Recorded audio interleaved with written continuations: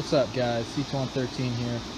So because well, more people watched the previous sort of overview video of this thing than I thought, I'm going to go ahead and do a demo here on a load test and really show you how this thing sounds when it's loaded up. Now that I've broken it in, and I think I got about, I want to say 7 or 8 hours on here. Anyway, maybe it's not a full break-in, but I'll say it's pretty broken in. You know, I've definitely done several different alternating loads and all that. So, but yeah, you know, last time in the video I only showed you what it sounded like at idle and all that. So, you know, 2 strokes always sound a little rough under no load at idle. So, well, I'm gonna go ahead and wait for this air conditioning compressor to kick off, and once it does, we'll go ahead and get this thing started. The thing I'm gonna be testing in the video today is gonna be a heat gun here.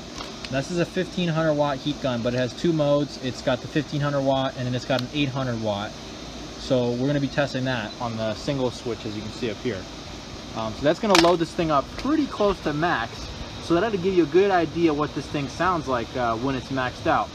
And unfortunately, since I'm filming this with my phone, I can't show you the sound readings off of an app that I have. But when I took readings at about 20 feet, it was about 72 decibels, maybe 73 or 4, depending on the angle and all that. So, you know, that's not terrible. And you have to also remember, in my backyard, we've got a fence and a concrete, you know, floor surface here. So there's going to be a lot of reflective surfaces. If we've got even a small area of grass in your backyard, that's going to do a big number on soaking up that sound. But anyway, I'm going to wait for this compressor to kick off, and then we'll jump right into the test. Alright guys, here we are. Right now, I'm standing about, let's say, 9 to 10 feet away. Let's go ahead and hook this up.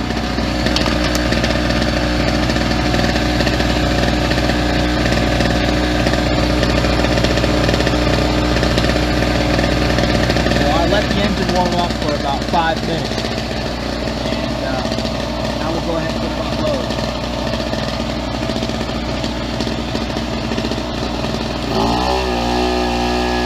So there it is at 800 watts, which is 100 below its max. And actually, for a short time, if I overload it to 1500, it'll do that as well. But you can hear it bog down, so I don't want to do any damage or trip the breaker. So, but there it is. Even at full, almost close to full load, it's not terribly loud if you have it, you know, about 30 feet away. But up close, you know, I wouldn't want to be doing anything close by. Like, this is not something to do for quiet, you know, music on the beach or something like that. It would be terrible for that. But yeah, there it is. You know, it adjusts accordingly. Obviously quieter now that I've turned this off. You see, instantly responds to load. And the indicator light never flickers too much, it doesn't shut off completely, which basically means that it can adjust quickly to the load, and it doesn't really drown out that much, which is always a big deal with generators, because some equipment's really sensitive to sudden voltage drop. And if you draw a lot of current all of a sudden on a generator that's not quick enough to throttle up, you're going to have an issue where it's going to basically drown out. It might drop down to like 90, 80 even volts before it recovers. But this generator seems to do a great job. Sort of, you know, get a little closer and you'll see what I mean with that indicator. Get a good look at that indicator. I'll turn on this.